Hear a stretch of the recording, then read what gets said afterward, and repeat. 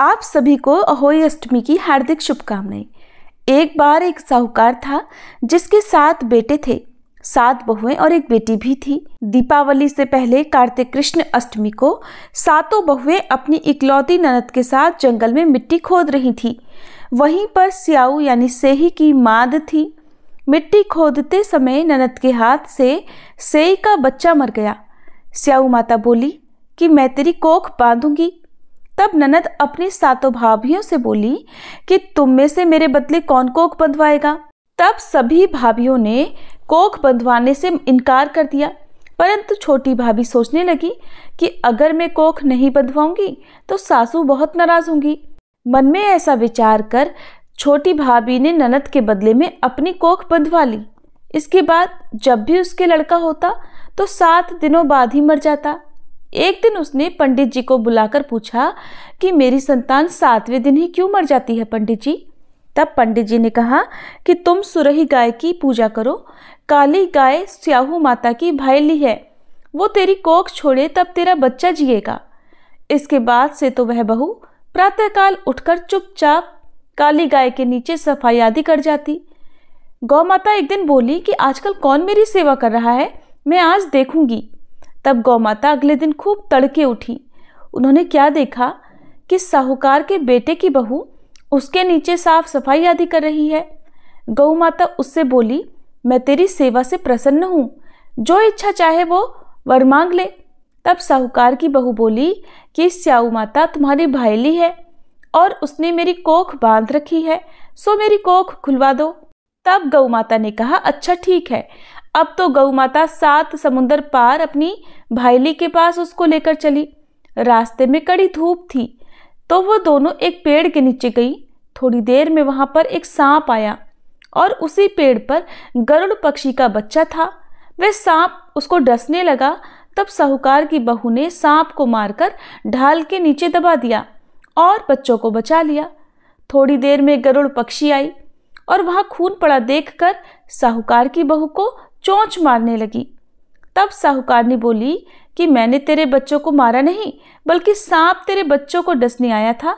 मैंने तो बस तेरे बच्चों की उस सांप से रक्षा की है। ये सुनकर गरुड़ पक्षी बोली कि मांग तू क्या मांगती है।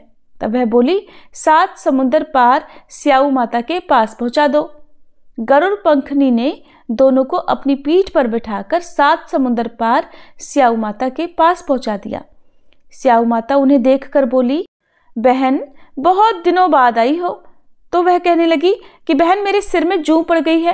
तब सुरही के कहने पर साहूकार की बहू ने सलाई से उनकी सारी जुएं निकाल दी। इस पर स्याऊ माता प्रसन्न हो गई और बोली कि तूने मेरे सिर में बहुत आराम पहुंचाया है, तूने मेरे सिर में सलाई डाली है, इसलिए तेरे 7 बेटे और बहू होंगी। तो वह बोली कि मेरे तो एक भी बेटा नहीं है, तो 7 बेटे कहाँ से होंगे। स्याऊ माता बोली, वचन दिया, अगर वचन से फिरूं तो धोबी कुंड पर कंकरी हो जाऊं।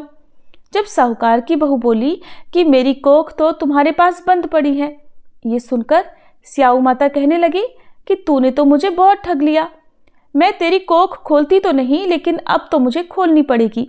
जा, तेरे घर तुझे 7 बेटे और 7 बहुएं मिलेंगी। तू जाकर उजमन करियो, 7 अहोई बनाकर 7 कढ़ाई करियो। तब वह बहू लौट कर घर आई तो देखा घर पर 7 बेटे और बहुएं बैठी हुई हैं। देखकर वह तो खुश हो गई। फिर उसने 7 अहोई बनाई, 7 उजमन किए और 7 कढ़ाई की।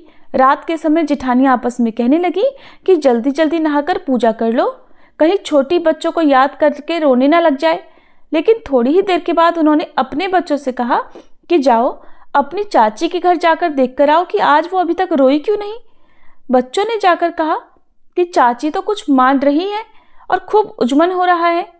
ये सुनते ही जिठानियां दौड़ी दौड़ी छोटी बहू के पास आई और जाकर कहने लगी कि अरे तूने कोख कैसे छुड़वाई। तो वह बहू बोली कि तुमने तो कोख बंधाई नहीं थी, मैंने अपनी कोख बंधा ली थी। अब स्याऊ माता ने कृपा करके मेरी कोख खोल दी है। स्याऊ माता ने जिस प्रकार बहू की कोख खोली, उसी प्रकार सब संतान चाहने वालों की कोख खोले। प्रेम से बोलिए अहोई माता की जय। अहोई अष्टमी का व्रत कार्तिक मास के कृष्ण पक्ष की अष्टमी तिथि को मनाया जाता है और ये व्रत कार्तिक माह में करवा चौथ के 4 दिन बाद और दीपावली से 8 दिन पहले किया जाता है। जिस वार की दीपावली होती है, अहोई आठे भी उसी वार की पड़ती हैं और इस व्रत को जिनकी संतानें होती हैं वो स्त्रियां तो करती ही हैं, साथ ही जो निसंतान स्त्रियां हैं अगर वे इस व्रत को सच्चे मन से करती हैं तो उन्हें भी संतान सुख की प्राप्ति होती है। अहोई अष्टमी व्रत की पूजा विधि।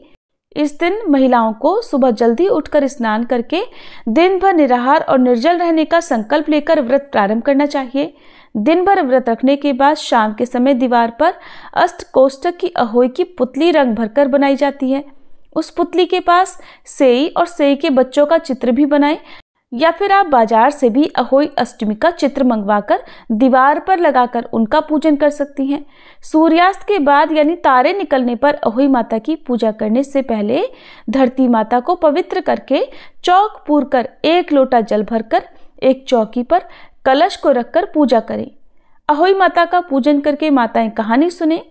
पूजा के लिए माताएं पहले से एक चांदी की अहोई बनाएं जिसे स्याऊ कहते हैं और उसमें चांदी के 2 दाने डालें। जिस तरह से गले के हार में बीचों बीच पेंडल लगा होता है उसी तरह चांदी की अहोई डलवा लें और डोरे में दोनों तरफ एक एक चांदी का दाना डलवा लें। फिर अहोई की रोली चावल, दूध और भात से पूजा करें। जल से भरे लोटे पर स्वास्तिक बना लें। एक कटोरी में हलवा और रुपए बायना निकाल कर रख लें। 7 दाने गेहूं लेकर अहोई स्याऊ की माला लेकर कहानी सुने या पढ़ें। कहानी सुनने के बाद अहोई स्याऊ की माला गले में धारण कर लें। जो बायना निकाल कर रखा था उसे सासू जी के पांव छूकर आदर पूर्वक उन्हें दे दें। इसके बाद तारों को अर्घ देकर स्वयं भोजन करें। फिर दीपावली के बाद किसी शुभ दिन अहोई को गले से उतारकर उसका गुड़ से भोग लगाएं या हलवे से भोग लगाएं और जल के छींटे देकर मस्तक झुकाकर रख दें। जितने बेटे हैं उतनी बार या फिर जितने बेटों का विवाह हो गया हो उतनी बार चांदी के 2-2 दाने अहोई में डालते जाएं। ऐसा करने से अहोई माता प्रसन्न होकर बच्चों की दीर्घायु करके घर में नित्य नए मंगल करती रहती हैं। और इस दिन पंडितों को, ब्राह्मणों को पेठा दान करने से सभी शुभ फलों की भी प्राप्ति होती है। अहोई का उज्जमन यानी उद्यापन किस दिन किया जाता है? तो जिस स्त्री को बेटा हुआ हो या बेटे का विवाह हुआ हो तो उसे अहोई माता का उज्जमन करना चाहिए। एक थाली में 8 जगह 4-4 पूड़ियाँ रखकर उन पर थोड़ा थोड़ा हलवा रखें। इसके साथ ही एक साड़ी ब्लाउज उस पर अपनी सामर्थ्य अनुसार दक्षिणा रखकर थाली के चारों ओर हाथ फेरकर श्रद्धापूर्वक सासू जी के पांव लगकर वो सभी सामग्री आप सासू जी को दे दें। यदि सासू जी नहीं है तो अपने परिवार में अपने से बड़ी ननद या जेठानी को दे दें। साड़ी, ब्लाउज और रुपए सासू जी अपने पास रख लें और हलवा पूरी का बायना बांट दें और ये बायना बहन बेटी के यहाँ भी भेजना चाहिए। तो इस तरह से अहोई अष्टमी की पूजा करके कथा का श्रवण किया जाता है। आज की ये वीडियो अगर आपको अच्छी लगी हो तो प्लीज़ वीडियो को लाइक करना मत भूलिएगा।